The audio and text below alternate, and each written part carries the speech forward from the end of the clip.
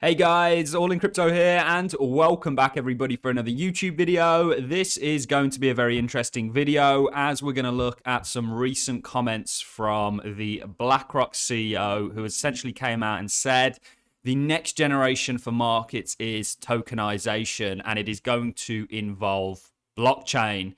You guys will know that have been following me for any length of time. You know, we've been in this game for 5 years now, that it has always been our belief that blockchain is a technological revolution that is going to impact and change all of our lives. We are going to, in the future that we are moving towards, be using blockchain as the underlying infrastructure that essentially is going to operate the financial system. And also, you know, not just the financial system, social, so on and so forth. There's many, many applications for blockchain. It is just like there are many use cases for the internet or a PC or a mobile phone or a car or the motoring industry. You know, blockchain is really no different, and it is going to change all our lives. And this was a very interesting article, and we actually covered an article also from Wells Fargo back in August. That essentially was titled Digital Assets, A World of Possibility. And some of the key takeaways from this article, Wells Fargo is one of the biggest banks in America. Some of the key takeaways read, many expect digital assets to be the building blocks of the new internet, the internet of value. The internet of value will move forms of value around the globe, such as money, financial assets, and other personal valuables. The internet of value is likely to disrupt the world of finance, just as the original internet was to communications and information. And it actually goes on to liken the blockchain revolution as revolutionary as the likes of electricity, which is a very bold claim to come from Wells Fargo. But this is a constant thing. We're already seeing banks trial and drill almost CBDCs. Their use of terminology for blockchain is essentially, you'll see it pop up more and more, is DLT. So distributed ledger technology is how they're kind of branding it, but it's blockchain at the core. So we're going to read this article, look at some of the insights from Larry Fink, who essentially is the BlackRock CEO. BlackRock, I think, has $8 to $9 trillion under asset. They're the largest hedge fund in the world. The fact that they have their sights set on blockchain is very, very telling. We're also going to look at the total market cap of the cryptocurrency market, which reached $3 trillion, is now under $1 trillion. It's a very, very small market cap given the hundreds of trillions of dollars that it is essentially disrupting in terms of other industries. And we'll look at that. We'll reference this Chainlink article that is linking Chainlink to the disruption of this. I think Chainlink is going to be a fundamental and a core part of blockchain. It really is. It's the kind of way that blockchains get sort of off-chain data and onboard them in this kind of decentralized, immutable fashion. So let's get straight into the article, guys. BlackRock CEO Larry Fink said the next generation of markets, the generation for securities, will be tokenization of securities. In the world of blockchain, tokenization refers to a process where a digital representation of an asset is created on a blockchain, authenticating its transactions and ownership history.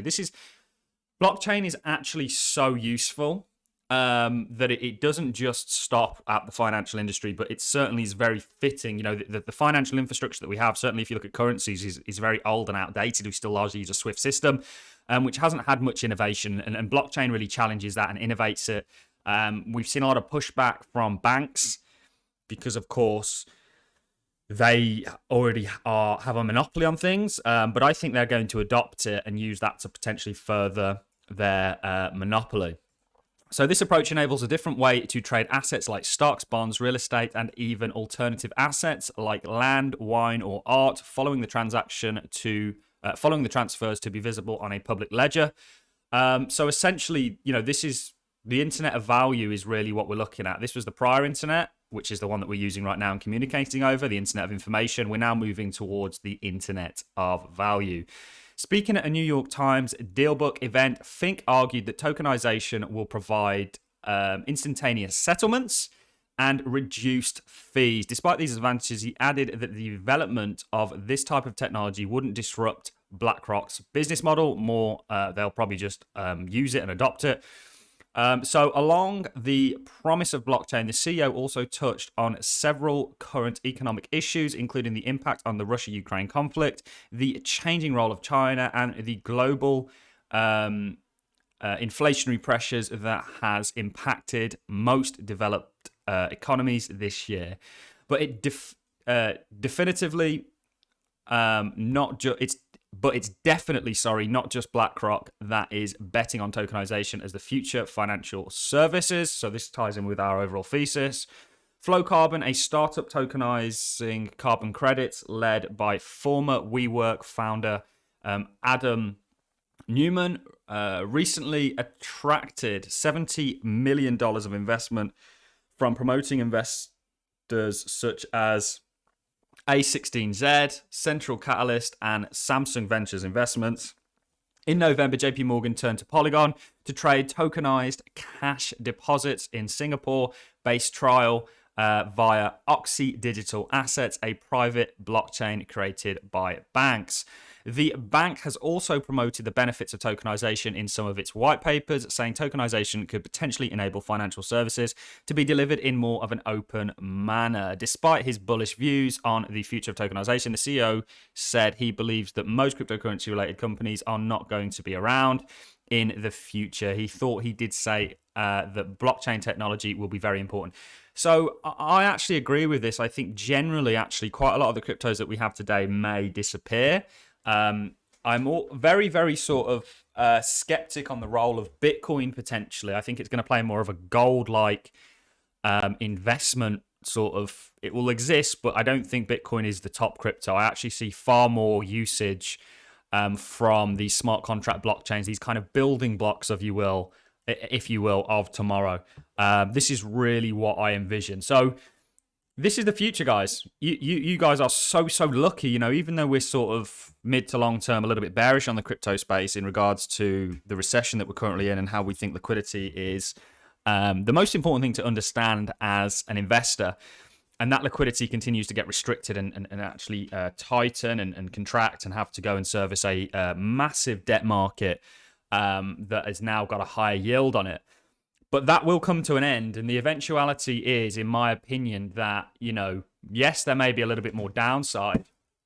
But ultimately, the cryptocurrency market is only going one way, in my opinion. And that's up to the tens of trillions of dollars. I do see that as a very probable outcome for the future. Let's take a look at this article from Chainlinks, which we covered in our recent Chainlink video. So Oracle Networks Web3 services are key security infrastructure. So here you've got transaction value to be disrupted by Web3, which of course is blockchain. And you can see that has a total value of $867 trillion.